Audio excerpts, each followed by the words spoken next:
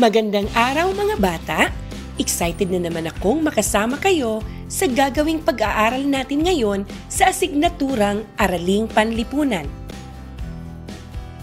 Ang pag-aaralan natin sa araw na ito ay tungkol sa pananagutan at pangangalaga sa mga likas na yaman. Alam niyo ba kung saan nanggagaling o nakukuha ang ating mga pangangailangan? Alam po namin, teacher. Nanggagaling po ito sa ating kalikasan. Tama! Sagana sa mga likas na yaman ang bawat komunidad. Dito nakasalalay ang nagiging uri ng hanap buhay ng tao. Ito rin ang pinanggagalingan ng mga produktong ginagamit natin sa araw-araw.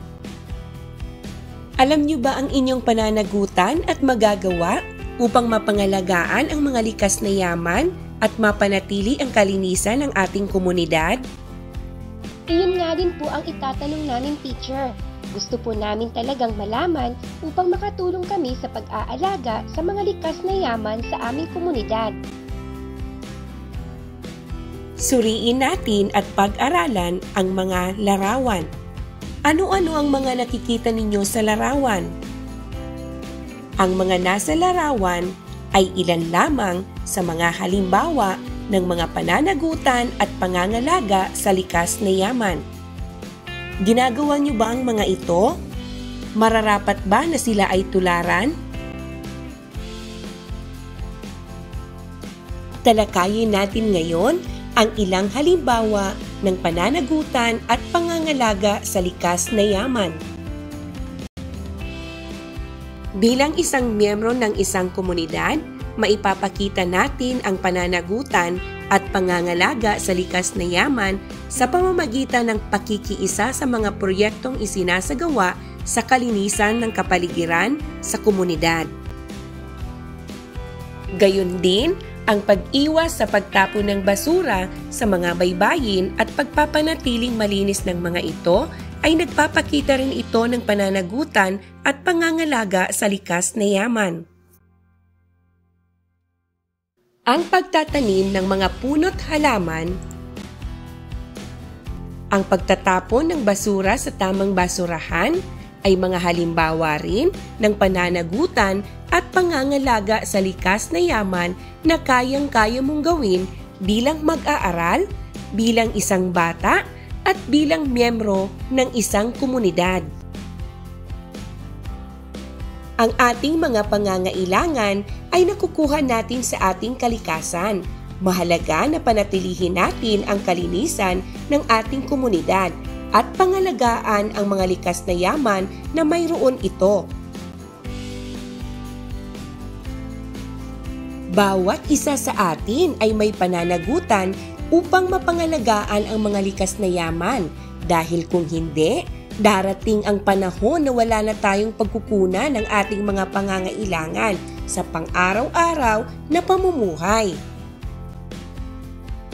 Maraming salamat po, teacher. Ngayon, malinaw na po sa amin kung paano kami makatutulong upang mapangalagaan ang mga likas na yaman at mapanatili ang kalinisan ng aming komunidad. Walang anuman.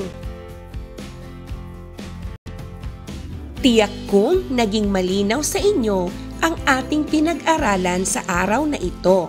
Sa araling ito, ikaw ay inaasahang na ipaliliwanag ang pananagutan ng bawat isa sa pangangalaga sa likas na yaman at pagpapanatili ng kalinisan ng sariling komunidad. Narito ang mga gawain na nakapaloob sa araling ito. Dahil kayo ang bida, alam kong kayang-kaya nyo ito. Para sa gawain bilang isa, pangangalagaan likas na yaman sa komunidad ko.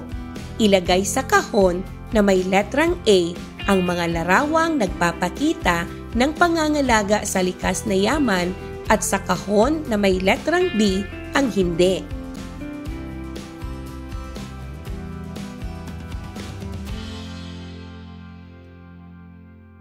Magaling! Masaya ako at nasagutan nyo ang nasa gawain bilang isa. Sigurado akong kayang-kaya nyo pa rin ang susunod na gawain. Para sa gawain 2, sumasang-ayon ako sa kalinisan ng komunidad ko. Piliin ang oo kung sumasang-ayon ka sa pahayag sa pagpapanatili ng kalinisan ng komunidad at hindi kung hindi ka sumasang-ayon. Unang bilang, panatilihing malinis ang kapaligiran. Oo o hindi. Pangalawa, mababawasan ang mga basura kung magsisiga ako araw-araw. Oo o hindi. Pangatlo, iwasan ang pagtapon ng basura sa dagat o ilog. Oo o hindi.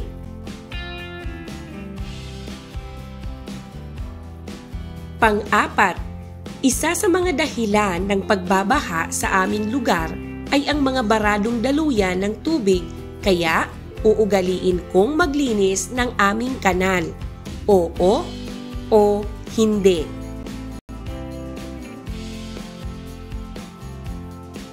Panlima, makikiisa ako sa mga programang pangkalinisan na ipinatutupad sa aming komunidad. Oo o hindi. Mahusay, nasagutan niyong muli ang gawain.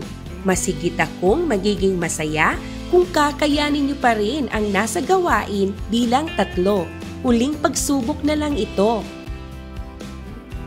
Para sa gawain bilang 3, pananagutan ko sa komunidad ko.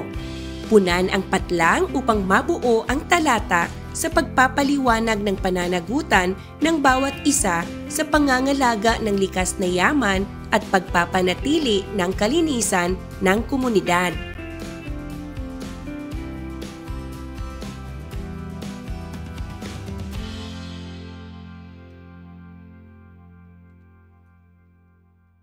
Napakahusay!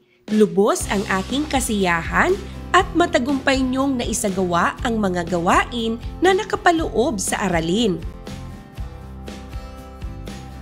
Tandaan, ang ating mga pangangailangan ay nakukuha natin sa ating kalikasan. Kaya, mararapat na panatilihin ang kalinisan ng ating komunidad at pangalagaan ang mga likas na yaman na mayroon ito. Pagbati sa lahat at matyagan niyong natapos ang aralin. Hangad kong marami kayong natutuhan sa ating pinag-aralan ngayon. Hanggang sa muli, paalam!